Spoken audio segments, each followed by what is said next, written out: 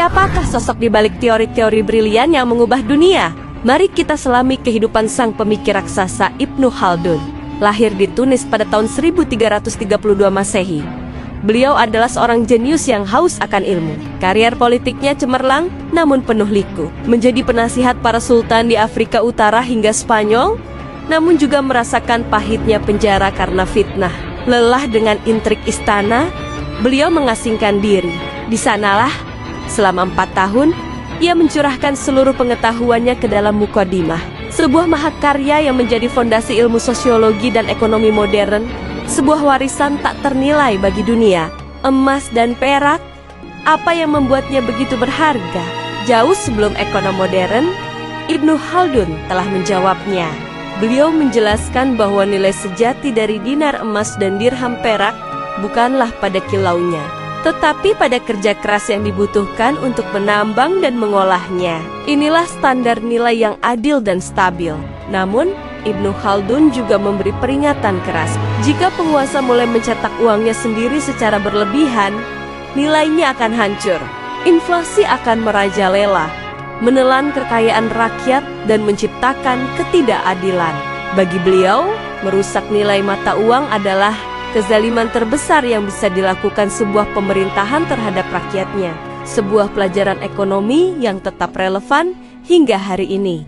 Apa rahasia di balik bangkit dan runtuhnya peradaban? Ibnu Khaldun mengungkapnya dalam satu kata, As-Sabiyah. Ini adalah konsep revolusioner tentang solidaritas sosial. Semangat kelompok yang mengikat sebuah masyarakat menjadi satu kekuatan dahsyat. As-Sabiyah lahir dari kehidupan yang keras, menciptakan rasa persaudaraan dan tujuan bersama. Kekuatan inilah yang mendorong sebuah suku kecil dari gurun untuk menaklukkan kerajaan besar dan mendirikan dinasti baru.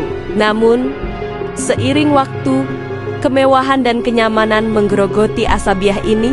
Generasi penerus kehilangan semangat juang leluhurnya, menjadi lemah dan terpecah.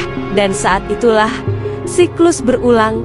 Sebuah kelompok baru dengan As-Sabiyah yang kuat akan muncul untuk mengambil alih. Bagaimana pemikiran dari 600 tahun lalu bisa relevan dengan dunia kita yang serba cepat? Jawabannya ada pada Ibnu Khaldun. Konsep As-Sabiyah atau solidaritas sosialnya. Hari ini kita lihat dalam semangat tim startup yang inovatif, atau dalam persatuan sebuah bangsa menghadapi krisis. Namun, kita juga melihat peringatannya saat As-Sabiyah melemah, polarisasi politik yang memecah belah masyarakat, dan rasa keterasingan di kota-kota besar.